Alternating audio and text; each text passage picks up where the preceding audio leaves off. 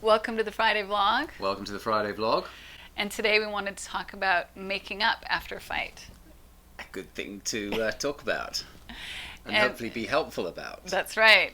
So Angus and I want to be completely transparent and clear that even though we work with couples now and we see ourselves as relationship guides, we didn't start off being really good at relationship. No, we are, I would say we are battle-scarred but unweary. Well, we could say we've earned our stripes. We have earned our stripes and a few good medals along the way. That's right. So early on in our relationship, and not just early on, we were kind of slow learners as well. We had a lot of conflict. I would say that was probably the biggest challenge in our relationship, wouldn't you say? Yeah, definitely. And As far as so I'm concerned, anyway. it was difficult and it was painful.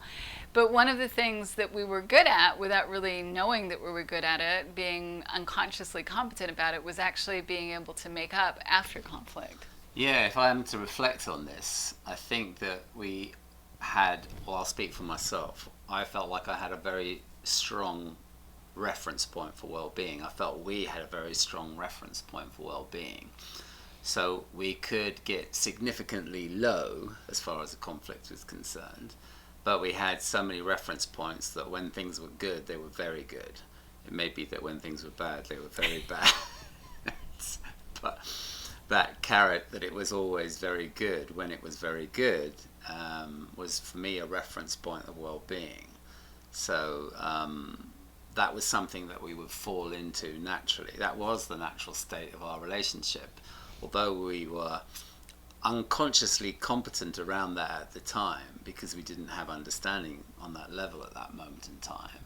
But now upon reflection, that's what was keeping us together, was that we had a very strong reference point of well-being. And that was always, I think, for me, the North Star without even knowing it. There was this sort of gravitational force that was pulling us back in that direction, even though things could get pretty bad. And I think what was helpful as well is that we trusted that feeling of well-being, and we saw that as a reflection of our relationship's natural state even then, and that we recognized that the tough times weren't really the norm. Yeah, and interestingly enough, well, in those moments where it was tough, it looked pretty bad, but the well-being always seemed to trump the bad. And that's what kept me in the mix for sure, and I'm sure for you too. But it's interesting to sort of realize that there was this wisdom innate within both of us that we weren't even aware of. And our egos were running for the hills in those moments when we got caught up. But that wisdom was always kind of cajoling us and reminding us that our natural state is well-being, and we do very well when we're in that state of mind. I think what happens is sometimes couples mistake the difficult times and the difficult behaviors for that being the natural state of the relationship, and that's who their partner is, and think that the good times are actually the abnormal times, and that's not true. And of course, if you were to think that, then it would make sense for a relationship to not work out. Yeah, it was obviously it was very painful for those moments when we were caught up, and at that time I think that was the narrative that we had running, is something wrong with the relationship, and later on we got to discover that it's actually something wrong with our thinking, and that the thinking is just like a weather storm that will move through, it will pass. I don't have to latch onto it and analyze it and make meaning out of it. It's just my state of mind. At that moment in time, all we had to go on is like, well, this is not good, but I kind of know it will get better. And we kind of realized that. But when we became conscious of that's how it is, then our relationship really flourished and prospered. But nevertheless, it was that wisdom that was always kind of keeping us on the right track, even though there were times when it seemed like, we were really getting swallowed up into the mire. Yeah, that can happen to anyone, really. So when we're talking about making up, we're not talking about any specific techniques for making up. We're talking about the importance of getting back into that feeling of well-being with each other, really enjoying it, having that as your North Star, and trusting that that is the natural state. Yeah. And I've shared this on numerous occasions, but I think I'm having a deeper insight around what it was that unfolded for our relationship when you had an insight from your studies with the Pranskys, and at that point I had no knowledge of what you were up to in your apprenticeship. But when you came back from one of those weekends in the Pacific Northwest, there was something about you where you had changed radically, and for all the personal growth work that you had done up until that point, all the many different seminars that you've been to and the degrees that you had accumulated along the way, the plaques on your wall, shall we say, there was this moment where, and I couldn't even articulate it at the time, but I feel like I'm now able to, which is where you just suddenly, your cruising speed of being really sped up, and the way that you would deal with life, and certainly our relationship, just suddenly went down 10 gears, and you were in this very settled state. And normally when you would come back from a weekend of study or learning some new philosophy or technology or whatever you would apply yourself to, you'd be really excited and like eager to share with me. And when you showed up on this occasion, you just were really at peace. And it was that peace that I really responded to. I really saw and experienced the peace in you and your peace of mind that suddenly looked really settled, and that was really unusual to me. And I think that was the turning point in our relationship, where we started to see that it was all just thought and how we would get caught up in it, and it was all about state of mind. But that was for me to reflect on that turning point. I see it in a whole new way now. You just suddenly got a taste of peace and like thought to yourself, well, I'm staying here. He can do whatever he wants. But that was, for me, some people will say in teaching this understanding, is that sometimes one person gets it and the partner kind of picks it up through osmosis. I couldn't really articulate what was happening when you had this change in your state of mind, but now I can realize it was something really settling for me to see how you had settled. And that was counter to all my other experiences where you would go and learn some new approach, or however we would want to define it.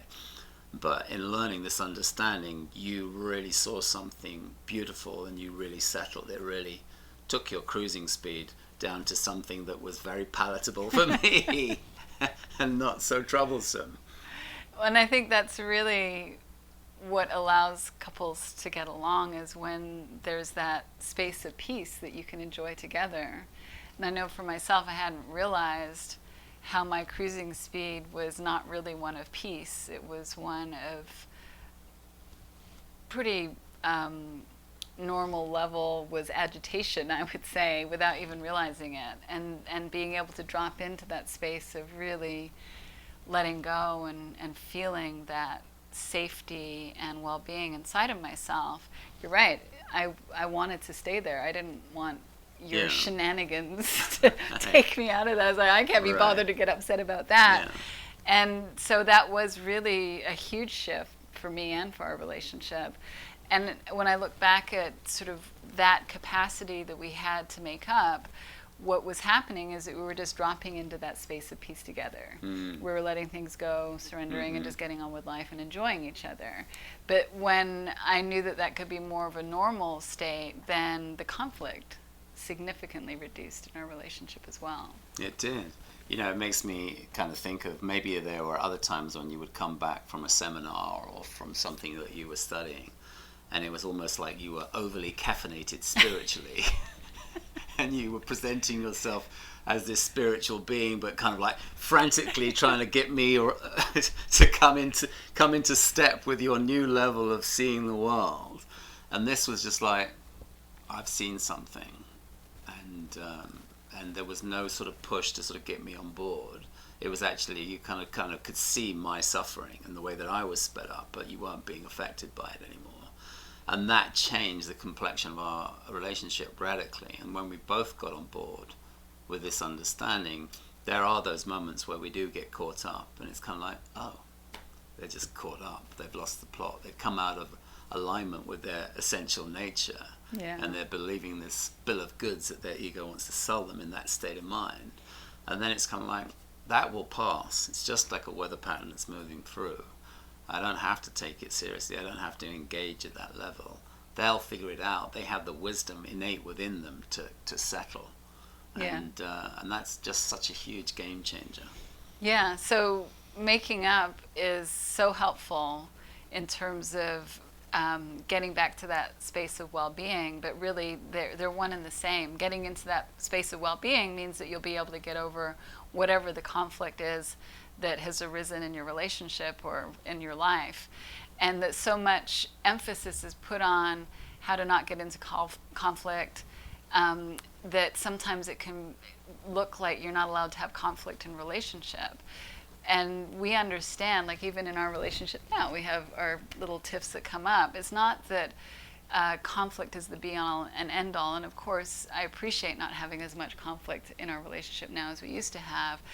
But no matter what, understanding that you can get over conflict, understanding that you can come back together, understanding that you can find that space of well-being within yourself and then share that with each other, that to me is what's most powerful. And then there's much less pressure and stress to not have certain things go a certain way. Yeah, it's I was going to say, what master are you going to serve? But I want to be a little less sexist in my outlook. But in a way, it's like, are you going to see which side your bread is buttered? Are you going to see your essential nature and the wisdom that wants to shine through on that level? Or are we going to just listen to the chatterbox in our head that just wants to present a laundry list of reasons why they're not ticking all the boxes in terms of how we see relationship and how it should be? We're just showing up real time and trusting in that innate wisdom. And that innate wisdom has this beautiful offer of well-being and love, and that is our natural state. And yet it's so easy when we get caught up to lose sight of that, because we're listening to the chatterbox and we're serving that voice and not looking in the direction of what is innate and universal. Yeah, so when conflict arises, can you be gentle and kind with yourself and not make it a big deal? And then do your best to find that space of well-being inside of yourself, because I think our tendency is to focus on what happened, focus on the conflict, look in that direction rather than doing what you're saying, Angus, and looking toward well-being, looking toward peace of mind. And as soon as we slow down, get settled in that place, our heart naturally opens, we feel the safety and the peace within us, and then we know what's needed, if anything, to be done in the relationship. Yeah, and I think of another thing that I've been becoming aware of, and I think it's important to say, is that at that point where you showed up after experiencing this understanding and having a big insight, is that you realized that I wasn't responsible for providing you with well-being. That well-being was innate within you, and that was your peace of mind. Mm-hmm. That came through with that. That's why I wasn't heavily caffeinated trying to drag you in, because I didn't need you to be a certain way. Right. It didn't matter whether you were on the same page as me or not. I didn't care, because I was fine. Yeah, and there were times in the past where you might have come back in that sort of overly caffeinated spiritual form, and I would have rained down on your parade and you would have taken it really personally. Yes. But in this situation, I could have rained down on your parade and you would have, like it had been water off a duck's back. You wouldn't have taken it all personally. And that was very new and very fresh and something altogether different. And that was the game changer. And that's the reference point of feeling the peace internally, like being in that space of peace internally. That is a strong feeling that we can all recognize when it's there, and ultimately it can only come from within. We find that space by dropping out of our thinking and having less of a busy mind and just falling into a place of well-being within ourselves. Yeah, and that in itself is a superpower. And people will think that means I'm going to be a doormat, but actually that's the position of power that I certainly want to subscribe to. And it's a superpower that we all have. It's not a special superpower. It's a universal superpower that all humans have the capacity. That's right. Tap at all times. That's right.